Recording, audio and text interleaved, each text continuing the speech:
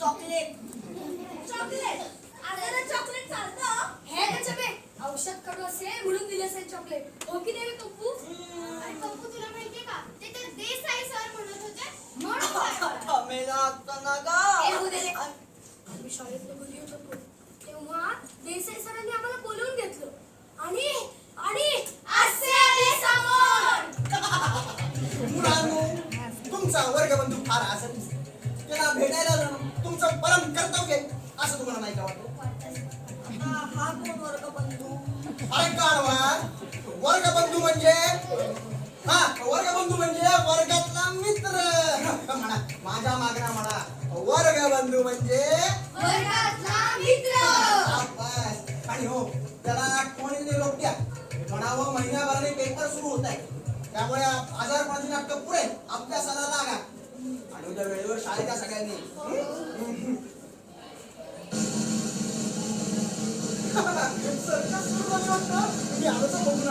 उद्या वेळेत शाळेवर दिसा मला सगळ्यांनी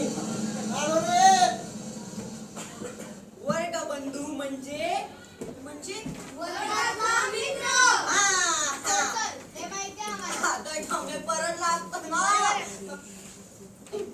म्हणजे देसाई सरांनी पाठवलं होतं तुम्हाला हो ते येणार होते पण त्यांना सर्कसला जायचं होतं ना ते म्हणे गावात आलेली कुठलीच सर्कस चुकवत नाही अरे पंपू वर्गात करून दाखवलं त्यांनी आम्हाला खरं पण काय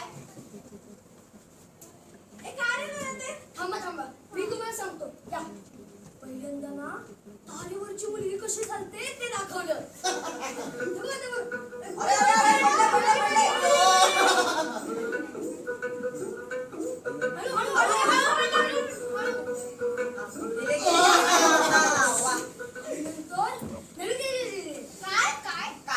नंदू टिकेकरची छत्री उडून चालत होते फळ्यासमोर नंतर अस्वल म्हणून हनुमंत बाजूला पुढे उभा केला होता हनुमंता इकडे ये अस्वलासारखा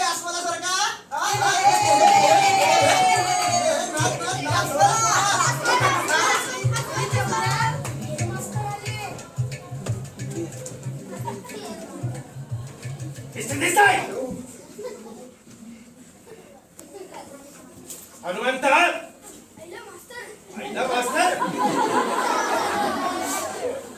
तू माझ्या केबिन मध्ये ये मी तुझ्याकडे पाहतोच देसाई तुम्ही तर सवड काढून या वेकेशन कॅन्सल करतो की नाही बघा या केबिन मध्ये या दोघाही माझ्या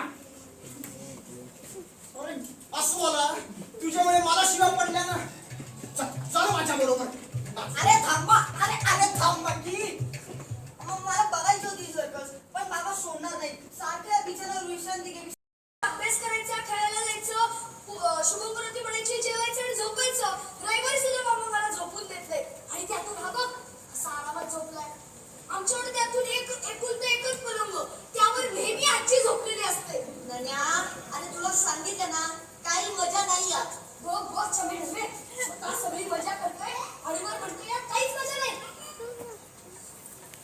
कसं लागतं रे पप्पू शी तू आंबट कडूय मग काय झालं त्यात मस्त असायचं मी कधी घेतलंच नाही ना चमेडे मोठी माणसं सांगतात असं करू नको तसं करू नको पण मी सगळं असं तसं करून पाहिलं पण छा काहीच उपयोग नाही झाला शेवटी रात्री झोपताना देवाला प्रार्थना केली देवा फार नाही पण 2-4 दिवस तरी आजारी पड जरा मजा करू दे ना पण कसलं काय सकाळी बाबा हंतरुणातून मला खेचून काढतात मलाच गुंडाळून ठेवायला लागतं देसाई सर वर्गात सगळ्यांना सांगतात मुलांनो प्रकृती असा उकरा आणि असं एकदम टणटणीत नॉर्मल दगडासारखं काय बघा अभ्यास झालाय हो त्यांना काय जातं सांगायला बघ चमेडे माझं थाट बघ ही चॉकलेट हो ते पुस्तकात झालंय ही मूग आधी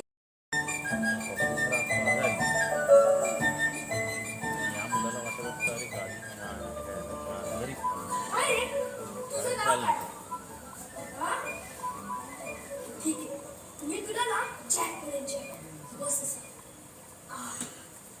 हे बघ, आता मला सांग, तुला कोण व्हावंसं वाटतं? मेंढ्यांवर पारा करणारा धनगराचा कुत्रा, की रे लांडगे गुंड्यांच्या मागे धावणारा शिकारी कुत्रा, की रे तो असा 2 पायावर चालणारा शिकारी कुत्रा? बरं, ते जाऊ दे. मला ना एक मस्त आयडिया सुचली. हे बघ, मी गुप्त पोलीस आणि आता सगळा जॉब उलटायचा नाही का? अहो, पण आपल्याला काय करायचं काय? तुला करायचंय काय? इस्पिक सेनेचा पराभव झाल्यानंतर आपले सारे लोक जयाच्या आनंदात बेहोश असते, उत्सवात दंग असते आणि ते बाकी आहे असं बघून आपण आपला डाव भराभर टाकायचा. पण डाव आहे तरी काय ते तर सांगा ना. नवी राजवट, नवी राज्य पद्धती स्थापन करणार आहोत आपण. नवी राज्य पद्धती आणि नवा पुढारी.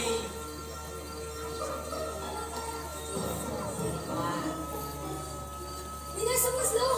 कुठली नवी राज्य पद्धती? वार्ता 304. 304. आपल्याला काहीच कळत नाही बुवा. अगदी आढळलीस बघ. बस बस पोहाच्या सिंहासनावर. छे छे भलतंच. अहो, राजेसाहेबांच्या सिंहासनावर आपण कसं बसायचं? ए, बस म्हणतो ना. अहो, नको. बस. अहो, पण ए. ए, उद्या आपल्याला या सिंहासनावर हक्काने बसायचंय. हा. बस. काय सांगतो तुला? या नव्या राजवटीत राजा राणींना काडीची किंमत नाही. त्यांच्याकडे काही अधिकार पण नसतात. काय? राजा-राणींना अधिकार नाही? अजिबात नाही. अहो, मग मुख्य कोण? शेकोड मी गुलाम सर्व सत्ताधिकारी मी आणि माझ्या हाताखाली हे सगळे सारे आणि बरं नाही आहे. माझ्या नंतर लगेच तू. काय? मी? हा, हो, तुमच्या खालोखाल लगेच मी? हेच. पण मग राजा-राणी एकत्र राहिल्या. हे सारे काटे आपले धैर्याच्या हाताखाली धैर्य असा सगळा उलटा कारभार आहे. धैर्याच्या हाताखाली धैर्य. धैर्याच्या हाताखाली धैर्य. अखेर ही मुक्कामाला पोहोचणार. मी परवाच म्हणत होतो, या पट्ट्यांच्या राज्यात कधीही कुणाला भरती मिळायची आशा नाही. एकदा का धैर्यावरून जन्माला आला की तो जन्मभर धैर्यच असतो. ही त्याचा धैर्य होत नाही. पण प्रधानजी, मला आज कळून चुकलं. या पट्टे नदीमध्ये अशी ही उत्तामाला होऊ शकते. धन्यवाद, धन्यवाद. आलं? इतकेच. इतकेच. उतर.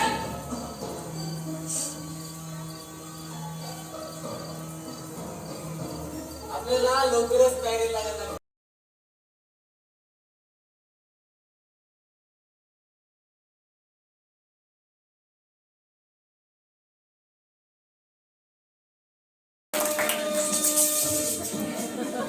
काय मंडळी, सर्वत्र कुशल आहे हो?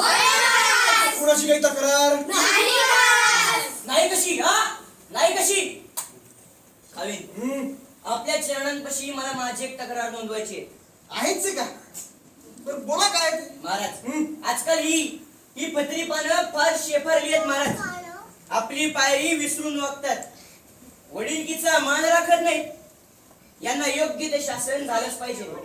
पण आपल्याला मात्र फार सावधगिरीने वागायला पाहिजे, नाहीतर सगळाच डाव आपल्यावर उलटायचा. पण डाव आहे तरी काय? इस्पिक सेनेचा पराभव झाल्यानंतर आपले लोक सारे जयाच्या आनंदात बेहोश असतील, उत्सवात दंग असतील. एक जात सारे बेसावत असतील. ते गाफील आहेत असं पाहून आपण भराभर आपला डाव टाकायचा. हो, पण डाव आहे तरी काय ते तर सांगा. नवी राजवट, नवी राज्य पद्धती स्थापन करणार आपण. नवी राज्य पद्धती, नवा पुढारी. मी नाही समजलो, नक्की काय? माझ डाव 304. तर काहीच कळत नाही बुवा. आदरणीय सक्ती बस पाव द्या सिंहासनावर. छे छे भलतंच. राजेसाहेबांच्या सिंहासनावर आपण कसं बसायचं? अरे बस म्हणतो ना. चढ चढ. अरे उद्या याच सिंहासनावर आपल्याला हक्काने बसायचंय. बस. तर मी काय सांगत होतो? हा, तर या नव्या राजवटीत राजा राणींना काळीची किंमत नाही, काही अधिकार नाही त्यांच्या. काय? राजा राणींना अधिकार नाही? मग मुख्य कोण? मुख्य कोण? अरे मुख्य मी, गुलाम, सर्व सत्ताधिकारी मी, आणि माझ्या हाताखाली हे सारे. आणि बरं का नाही माझ्या नंतर लगेच काय? मी तुमच्या खालोखाल लगेच मी. पण राजा राणी एक का दहिल्या? सारे चाकरातले नहिल्याच्या खाली दहिल्या असा उलटा कारभार आहे बरं. दहिल्याच्या खाली दहिल्या, दहिल्याच्या खाली दहिल्या. अखेर मीच मोठ्या पदाला पोहोचणार. प्रधानजी, परवा मी म्हणत होतो की या पत्त्यांच्या राज्यात कधीही कुणाला भरती मिळायची आशा नाही. एकदा का नहिल्या म्हणून जन्माला आला की तो जन्मभर नहिल्याच राहतो. कधीही त्याचं नहिल्या होत नाही. पण मला आज कळून चुकलं की या पत्ते नगरीमध्ये अशी ही उलथापालथ होऊ शकते. धन्यवाद. बरं ते राहू दे आता. खाली उतर. इतक्यातच अरे उतर. बरं नाही आता लवकरच आपल्याला तयारीला लागायला पाहिजे. ही कुपी घे आणि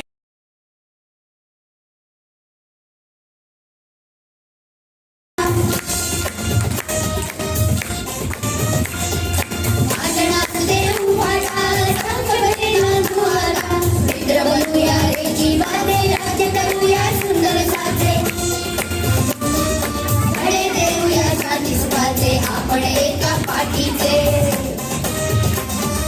बदाम चौकट डिस्ट्रिक्टवर भाई भाई आम्ही घरोघर.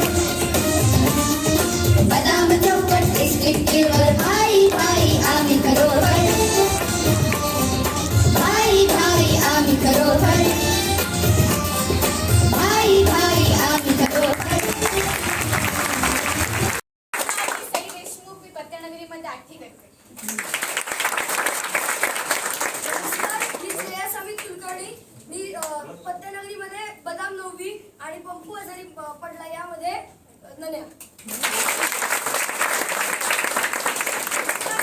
पावलेली पंकज कुलकर्णी. मी पत्त्यानगरीत बदाम पांजी होते आणि पंपू आजारी आहे या नाटकात चमी होते. माझं नाव सौख्यता संतोष गडनेस. मी पत्त्यानगरीमध्ये बदाम छक्के आणि इस्पिक छक्के यांचं पात्र निभावलं आहे आणि पंपू आजारी आहे